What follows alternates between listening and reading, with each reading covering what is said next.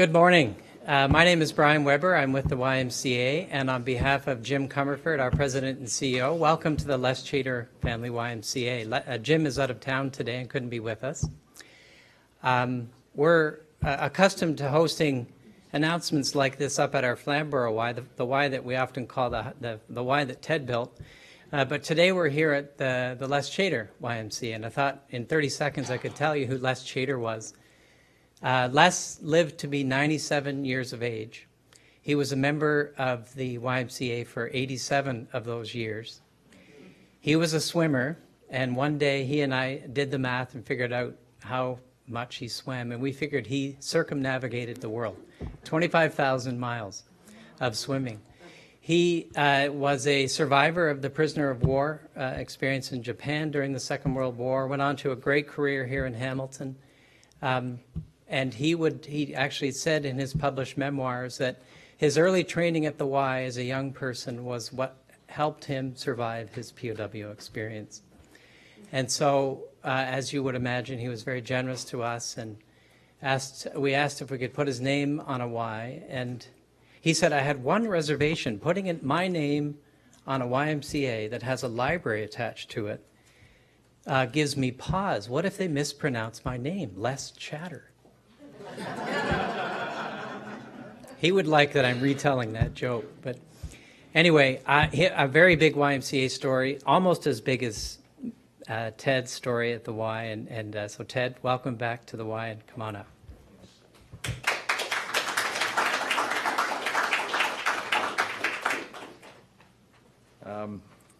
Thanks, Brian. It's always fun to be home, I'll tell you. And it's, you know, the YMCA is a special place in many of our hearts. Mine certainly. I was led there as a 4-year-old. I rode my trike down a big hill. I thought it was the biggest hill in the world. And the hill I was told never to ride down. And I was in tears because I couldn't pedal back up. Bay Street Hill, you know, from Hunter, and anyhow, a YMCA staffer came by and helped me out, held my hand, carried my, three-wheeler back up, spoke to my grandma who gave me hell, and said, little Ted, you shouldn't be going up and down these hills. He said, the Y's only 3 blocks away. Why don't I come by and pick him up and take him over? I was 4. I had a lifetime in the Y. Anyhow, so I'll just share that quickly. And we could, by the way, you tell the West story, we could always use a little less chatter, a little more action, right? And he was clearly into the swim of things, so it was, as you are every single day here, Brian, and thank you so much for your leadership. We have a particular affinity, not just Brian and I, but the Y in our government. And that's another day. We're not here for that. But I just want to kind of reference that. I'm pleased that His Worshipfulness is here as well, and my good friend Quab is here too. So, anyhow, listen, I'm just the facilitator here. I'm not the enchilada that's going to be presenting. So we'll get into that almost immediately. But I do want to say, just by way of backdrop, that I was tremendously excited to be able to convince our government, and Karen's here. Good to see you, Karen. You're doing a great job, by the way. Be able to convince our government to ensure that Hamilton, Brantford was one of the pilot sites. Mr. Mayor, we need to find new ways to do things that create fairer societies for people. But the pros are going to tell you that. Although I do have some affinity with both ministries, given some history, but that's another day too. We need a whole day here, Brian, for that. But that's neither here nor there. So we're going to get an update this morning on the basic income program, and we have many people here who know about it, but we have the 2 people who are living, breathing it every single day, who are exercising great leadership as we move forward in this regard. And I am privileged to work with them every single day. They're wonderful Ontarians who do great work, and I just can't say enough positive about them. If I don't shut up now. We'll go on for another 10 minutes telling you about all their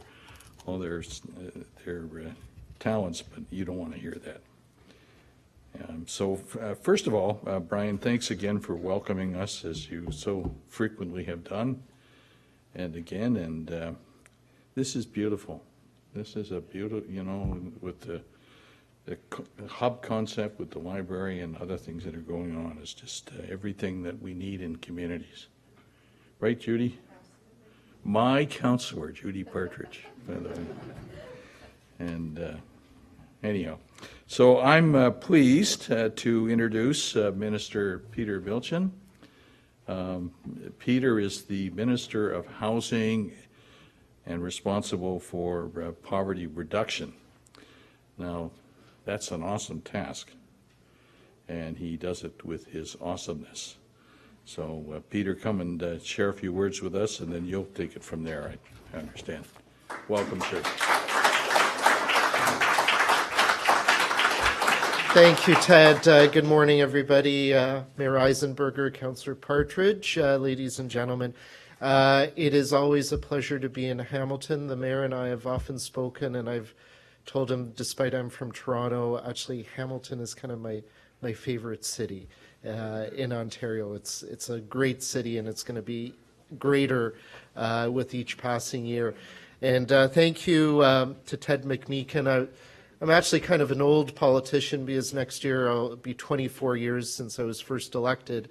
But I was a new MPP, and Ted McMeekin kind of took me under his wing and has been very kind to me over the last 3.5 years, and has been a real mentor to me at Queen's Park. And of course, I'm here with my colleague, the Minister of Community Services, Dr. Helena Jonchek, who will also be speaking later this morning. And it's Jonchek because we're Polish, and that is the proper way to pronounce it. So I'd like to also acknowledge some other people who are in attendance here today, key community partners who've been helping us with the pilot project here on the ground, Wesley Urban Ministries, the Social Planning and Research Council of Hamilton, and the Hamilton Roundtable for Poverty Reduction. And I'm delighted you're here with us today. And today we're going to be speaking a little bit more about the basic income pilot and how it is rolling out. Your staff here at the YMCA are also dedicated to empowering people to take charge of their own life and strengthen their community each and every day. And that's what we're trying to do as a government with the basic income pilot. We're testing a pilot to bring more fairness and more opportunity to people in Ontario. We're testing the idea that if you give people a basic income, they'll be able to make ends meet more easily. They'll experience less stress and anxiety, which results in better health and well-being. And they'll be able to take better charge of their lives and make decisions about their future and plan their future better. So that's why we're doing this study. We want to know if there's a better way to support people with low income to reach their full potential rather than the way we've traditionally done things. And the most important step in this process is to get people enrolled in this study and to start measuring the impact of a basic income on their lives and on the life of a community as well. So we're here today to tell you that the Ontario Basic Income Pilot is well underway. And just to give you an update, 400 people from Hamilton, Brantford, Brant County, and Thunder Bay and the surrounding area will receive a basic income payment this month, October. And that's right where we want it to be. We knew that we would do this methodically, we would do this properly, we would engage communities and individuals, explain the basic income pilot to them, get their informed consent, and get them participating in this. So though we're starting small and enrolling a small number of people, it is ramping up. And we're also making adjustments as we go along the way to ensure that the way that we're approaching people, we're engaging communities, is the most effective way to explain this pilot to them. So as many of you know, we started out by mailing out application packages to random households in Hamilton, Brantford, and Brant County and Thunder Bay, just to get information out to people, make them aware of the pilot. And then from there, the recruiting process began, and it has been evolving as we gather more information and data. And we've started sharing these application packages to other people in a household that have received them, so not just the first person whose name may have been on the envelope. We've also begun working very closely with community agencies, like some of the ones represented here, to have you assist us and identify individuals in your communities that would be good candidates to participate in the study. And I'm also very pleased that in the coming weeks, we'll be rolling out the next pilot project that's part of the study, which is the one in Lindsay. And I was pleased to be at Lindsay a few weeks ago, and the level of understanding about the pilot and the enthusiasm for it was very heartening, and I'm looking forward to Lindsay beginning to participate in this project as well. So today's an exciting day. We're to get one step closer to learning whether a basic income will be a better way to support those who need it most, allowing them to make ends meet, make decisions about their future, and improve their physical and mental health, and better participate and engage in their community. But the basic income pilot is not the only thing that our government is doing to try and bring more opportunity and fairness to people throughout Ontario. As you know, there is a bill before the House that, if adopted, will increase the minimum wage to $15 an hour by January 1st, 2019, $14 an hour January 1st, 2018. This September, almost 1/3 of all Ontario post-secondary students received free tuition, and many others are benefiting from much fair and generous rules around OSAP and student assistance. And starting January 1st, 2018, all Ontarians of 24 years of age and under will be participating in OHIP Plus, which is free prescription medications for anyone who needs it, with no co-payment, no other criteria other than you're an Ontario resident. And that is going to be revolutionary and just another step in our progress to creating a better and fair Ontario. The basic income pilot is another part of that, and I want to thank each and every one of you in this room that's assisting in rolling this out, in engaging with the community, and who'll be participating in the evaluation of how successful it will be in the coming 3 years, and assist us in deciding how we move forward past that. So with that, I'll turn the podium over to my colleague, Dr. Helena Jonchek.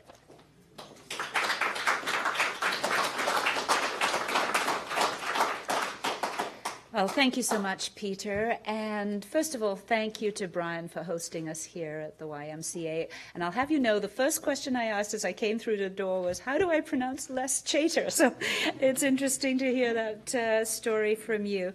And of course, it's great to be back in Hamilton and your worship. It's always so excellent for you to come out to these events. I don't think I've ever been in Hamilton without you being there. So thank you so much, and a pleasure to meet Councillor Partridge as well.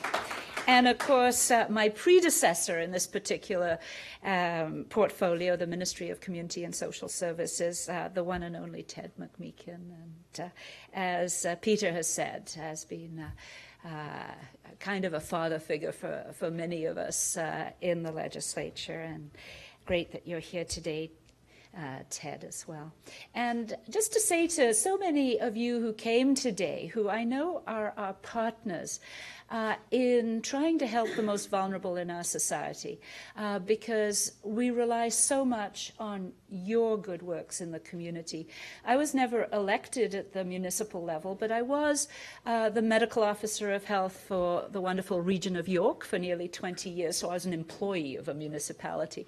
And certainly what happens at the ground roots, on the ground, the grassroots know what needs to be done. And I became extremely aware of that through my years as medical officer of health. And of course, having that public health background, I'm firmly committed to the social determinants of health. And as we all know, income is one of those social determinants of health. So it's a privilege to be involved in this project. And of course, we kicked off our first consultation here in Hamilton.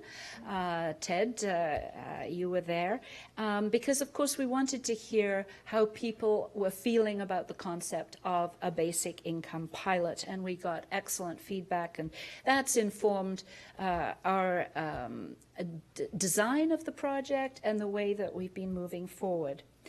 And so, as my colleague Peter Milchin has said, we have made significant progress in launching Ontario's Basic Income Pilot. And we knew when we started this pilot that we would need to start slow and learn as we go. And that's why we undertook a staged approach to enrolling people in the study to make sure we're getting things right. We're here today to share some information about next steps in the pilot, as well as about the impressive team that will help advise the government on the study. So first of all, we're pleased to announce that we have formed a Ministers' Advisory Council, which is tasked with providing advice to Minister Milchin and me on the pilot. And we have appointed Susan McIsaac as the chair of the council. And I hope many of you do know that Susan was most recently the president and CEO of United Way, Toronto and York Region, and she brings a wealth of knowledge with over 25 years' experience in the nonprofit sector. It's vital that we draw on the experience of experts in research and evaluation to make sure we're conducting the study properly. And so that's why we've also formed the Research and Evaluation Advisory Committee, which is being led by Dr. Quam McKenzie, CEO of the Wellesley Institute and Special Advisor to the Ontario Basic Income Pilot. And Quam is here with us today, and we're delighted that he is. Dr. McKenzie is a physician, a psychiatrist, and a director of clinical health equity at the Centre for Addictions and Mental Health in Toronto. He is an international expert on social causes of illness, suicide, and the development of effective, equitable health systems with over 2 decades of experience.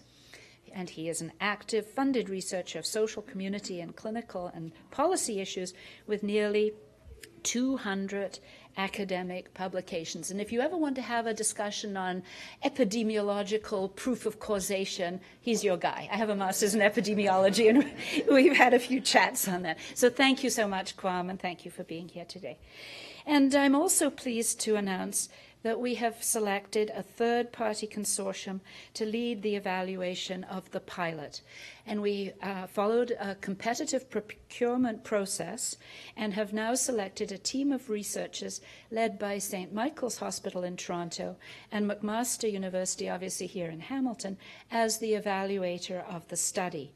The evaluation team will be headed by co-leads, Dr. Stephen Huang at St. Michael's Hospital, Centre for Urban Health Solutions, and Dr. James Dunn at McMaster University, Department of Health, Aging and Society.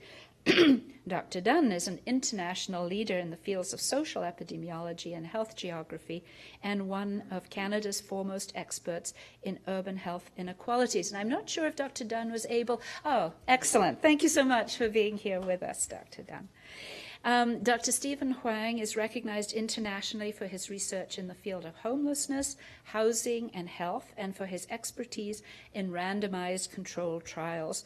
These are dear to the heart of epidemiologists, randomized controlled trials, survey research, population health, and the social determinants of health.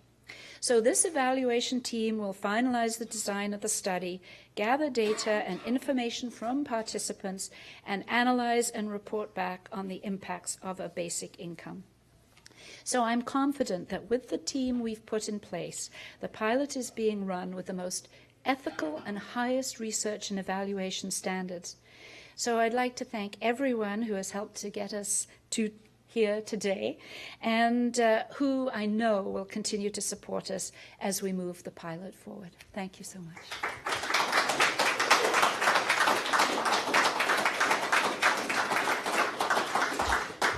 Thank you, Minister Jasek, and again, welcome to the Les Chater Family Y.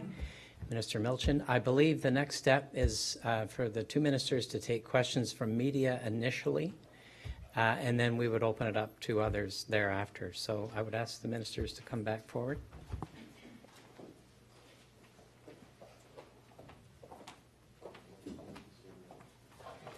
So, any questions? Can you tell us how many are actually enrolled from Hamilton? Like, do you break down the numbers that way, or not so much? On the numbers that I've seen on a weekly basis, it's about 2/3, I think, are from Hamilton, and the 1/3 from Thunder Bay. And I guess at the beginning of the program, it seemed like there was a little bit of trouble getting people to register or kind of understand what it was all about. How did you kind of overcome that? Well, I think it's such a new concept for many people, and especially people who are used to, OW or ODSP, or people that actually work or employed and simply have a low income. So we took our time to explain this, answer questions. Many people were concerned, well, what if I sign up to this and I'm worse off than I was before? So you have to reassure people that we do not want anybody to be worse off than they were before. If they change their mind once they become a part of the pilot, they can get out of it immediately. If they were receiving OW or ODSP, they can immediately begin receiving the benefits they previously had. So it was an educational experience, and I think now that more and more people are signed up, the word is out in the community, and we're seeing actually the people that are signing up now. It's a much shorter process to explain it to them because they might already have friends, neighbors that are in it, and it's progressing quite well now. And we also do now have information sessions led by our team from the ministry that are helping people sort of understand the application process. And I think, as Peter has said, it's more information, sort of reassurance. So we expected it to be kind of a slow. We gave it the summer to pretty much get people informed. We're now engaging also a number of our agencies on the ground as well to help us potentially refer people and give some assistance as well.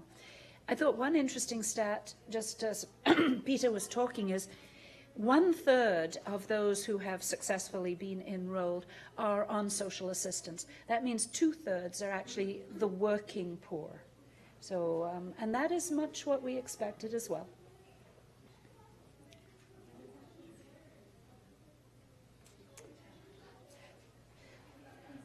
So my press secretary is happy, so I think we're okay. So we're happy to take more general questions, I guess. So. Yeah, I was going to ask them, so the payments will be going out this month. Is there specific dates? They'll just be throughout the month? I think it's October 25th. I just happen to remember. There's a check run every month. Yeah. Yeah. Yeah. Can you go into, oh, sorry, go ahead. I know that you're probably aware that there's some consternation about garnishment of basic income for anyone who enrolls and has previous debt that can be gone after. I wonder if you could address how you're going to handle that.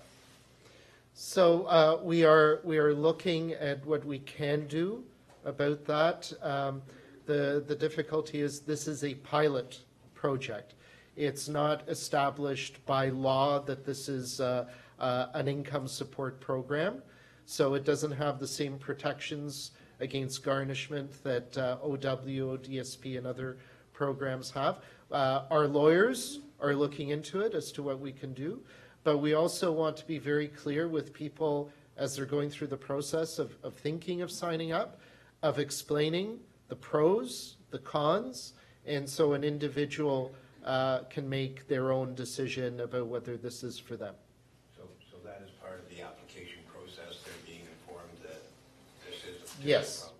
And it is an informed consent, so this is obviously discussed as part of the application and enrollment process.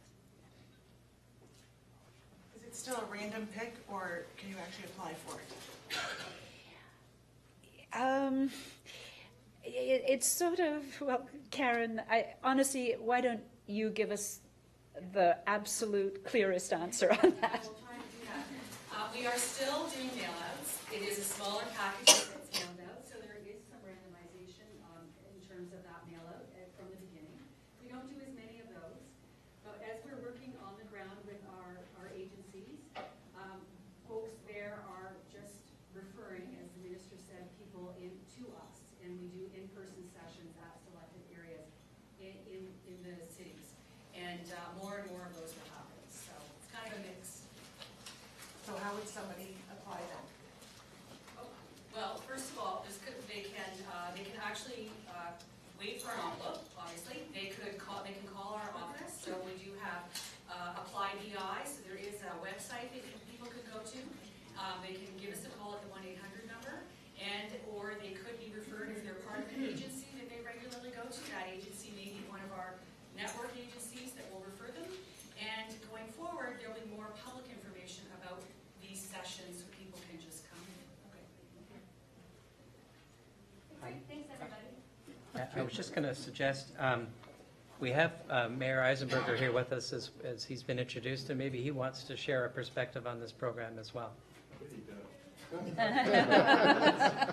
Let me just share some thanks, Peter, Minister. This is very important work, and I want to congratulate all the folks that are advocating on behalf of this, Induel and Poverty Roundtable, United Way, all the folks that have been working on getting our poverty issues to the forefront. And recently, as you might know, we approved in Hamilton a $50 million housing strategy over 10 years to help stabilize housing and income supports in that particular area. So worthy of applause for sure. I think this is a unique initiative by a municipality, in fact, and it kind of mirrors the work that you're doing in terms of the basic income. So I'm just delighted you're here, and delighted McMaster is going to be part of the evaluation process. And you know what, hopefully after 3 years, my guess is the evidence will show that this is an improvement on the lives of individuals in our community, which is what this is all about. And when you have a government with a heart, we know that we're heading in the right direction. So thank you for all this great work, and all those that are working in this space. We are all encouraged by the advocates out there that keep pushing us along towards a better Ontario and a better outcome for a lot of people in our community. So thanks to all of those great folks out there, and to you for being here. Thank you. Great success. Thank you, Brian. I'm told that the ministers need to get back to the legislature, and there may be some time outside for some informal chats if there are further questions. As I listened this morning, I think we've got common ground on a couple of fronts. One is that income is not a barrier to joining the YMCA. Here at this Y, 1 in 2 members receive some level of subsidy, so we don't want income to be a barrier to that. And secondly, we try new things as well, and in the interest of getting better at what we do. And so congratulations to you on trying something different and very unique. And we wish you well, and thank you for coming and joining us here at the YMCA this morning. Thank you all for being with us. Take care.